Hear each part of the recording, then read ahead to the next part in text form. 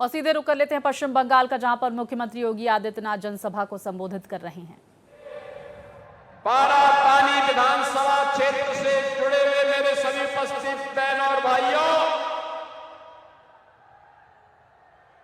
पश्चिमी बंगाल विधानसभा चुनाव के दौरान आज मुझे आसनसोल से जुड़ी हुई इस पावन भूमि में आप सभी वीर योद्धाओं के साथ संवाद करने का अवसर प्राप्त हो रहा है। भाइयों, मैं जानता हूं कि जब मेरे कार्यक्रम यहां पर जीत रहेगा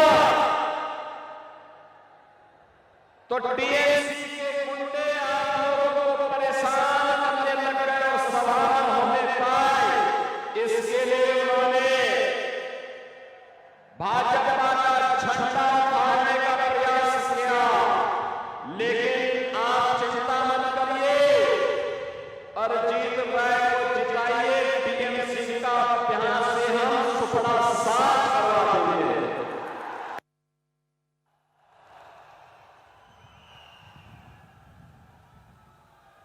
बहनों और भाइयों, मैं बंगाल की इस पावन धरा को नमन कर रहा हूं,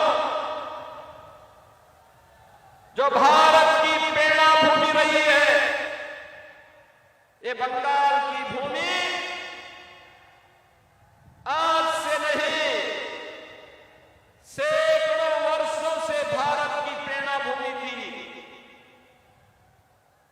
ये प्रेरणा भूमि, जिस भूमि ने भारत को राष्ट्रगान जन गण मन के रूप में श्री रविंद्रनाथ ठाकुर की कृति के माध्यम से पूरे देश को एक राष्ट्रगान दिया। ये बंगाल की भूमि है जिसने भारत को राष्ट्रगीत वंदे मातरम दिया, और यह वर्ष अत्यंत पवित्र है। यह वर्ष वंदे मातरम के 150 वर्ष पूर्ण होने के वर्ष हैं, और वंदे मातरम के गीत ने भारत की आजादी को एक मंत्र दिया था, और वंदे मातरम के 150 वर्ष पूर्ण होने पर बंगाल की धरती टीएमसी की अराजकता से मुक्त होने का आह्वान भी आप सबसे करने के लिए आई है। ये वही धरती है जिसने एक से बढ़कर एक आध्यात्मिक साधक दिए। ये वही धरा है जिस तरह से रामकृष्ण परमहंस ने अपनी आध्यात्मिक ऊंचाइयों की परचम दुनिया को दिखाई थी। ये वही तरह है जहां पर साधना के साथ साथ राष्ट्रवाद एक साथ काम कर सकता है। स्वामी प्रणवानंद जी महाराज ने इसी पावन धरा से दीक्षा पूरे भारत में अपने सन्यासियों को दी थी। ये वही तरह है जिसने स्वामी विवेकानंद भारत को दिया, और स्वामी विवेकानंद ने वैश्विक मंचों पर कहा था, गर्व से कहो हम हिंदू हैं। यह एहसास किसी ने कराया था, स्वामी विवेकानंद ने कराया था। बहन और भाइयों, याद करिए, खुदीराम बोस ने जहां हंसते हंसते देश की आजादी के लिए फांसी के फंदों को चूमा हो,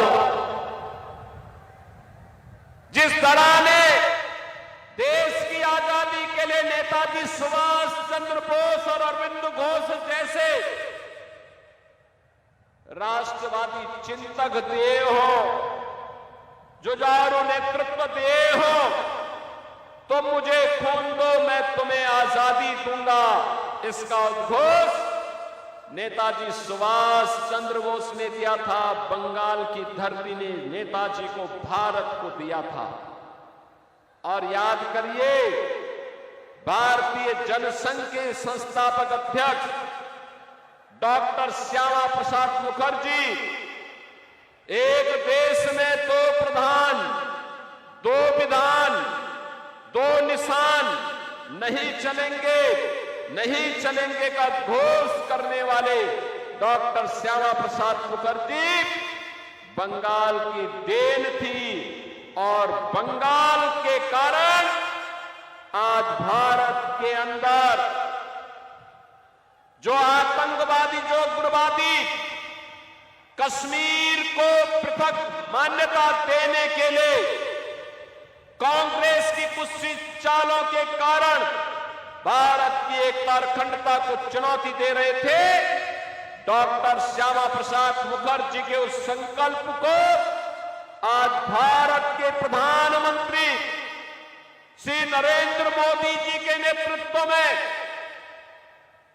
उस सपने को जो कभी बंगाल के सपूत डॉक्टर श्यामा प्रसाद मुखर्जी ने देखा था, उस सपने को साकार करने का काम आज के यशस्वी प्रधानमंत्री श्री नरेंद्र मोदी जी के नेतृत्व में आज पूरा हुआ है।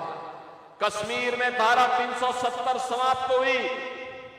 कश्मीर में भारत का कानून वैसे ही लागू होता है जैसे बंगाल, बिहार और यूपी के अंदर लागू होता है।